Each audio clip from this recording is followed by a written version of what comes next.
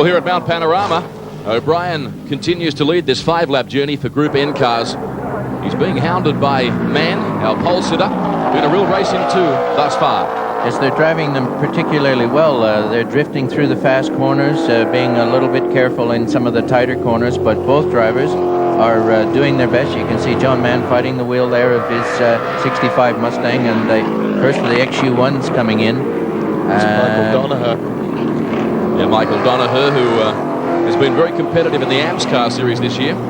This is the car that Peter Brock won his first Bathurst in 1972. Looks awfully tiny by comparison with what's out in front here on camera at the moment. But 2 laps to go then for the leaders as they work their way up Mountain Straight once again.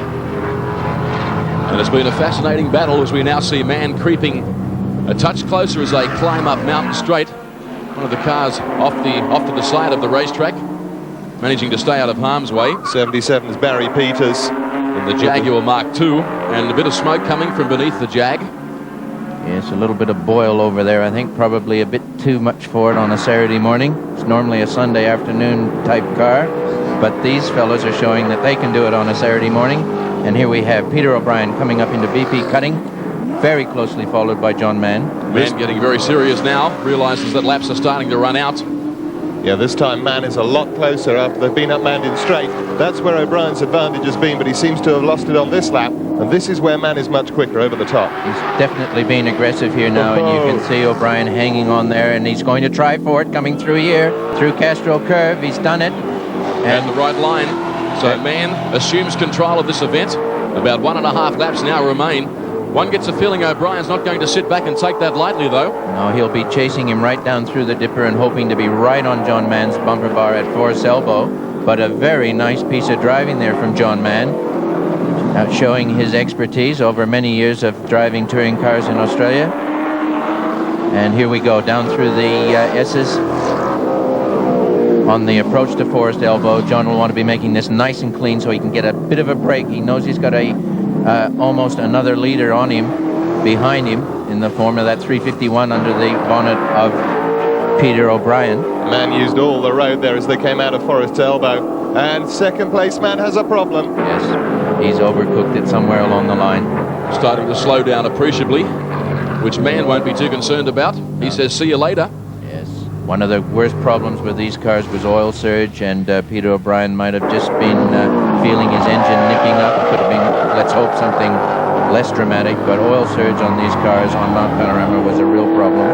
But John Mann has done this nicely. The Victorian driving car number 54. Should point out as we watch him now approach the corner onto pit straight at Mount Panorama, there's 2 categories of cars involved in Group N this weekend.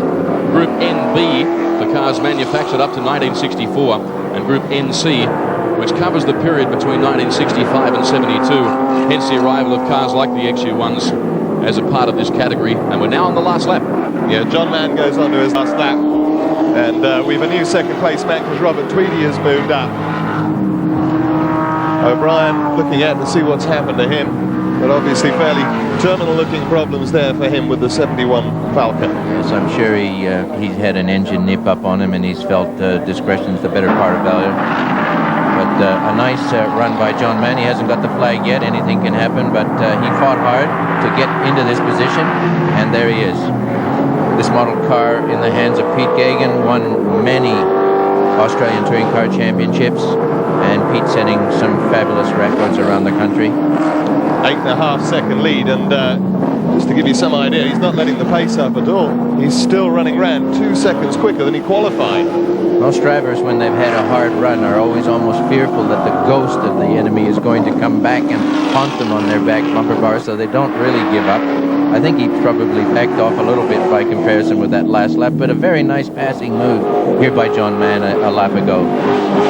John English has also moved up 1 more spot. He's in 3rd ahead of Bax, then Heath and Elliott. And this beautifully turned out Mustang scorches across the top of the mountain here at the 6.2 kilometre Mount Panorama venue. I feel a bit sorry for O'Brien, who was extremely competitive in this one. But as Alan Moffat has said so many times, that's motor racing. Yes, you've got to get to the finish line to get the checkered flag. There's Tweedy in 2nd. Yes, bringing his 64 Falcon Sprint. a touch disappointed this weekend, Tweedy, as I pointed out a while ago. We see car 142 parked on the side of the racetrack, Des O'Loughlin, the GTHO. I was saying a while ago that Tweedy's been one of the top runners in Appendix J Group N for several years, and he'd be a little disappointed. Very popular class, though, all the same. A big turnout, and these fellows love these cars to death. It's a bit hard looking back and saying they're over 30 years old, isn't it? There's over 40 of them started this race, and the standard of preparation very impressive indeed. And John Mann comes through the chase for the final time. Been a very heady drive by this man too.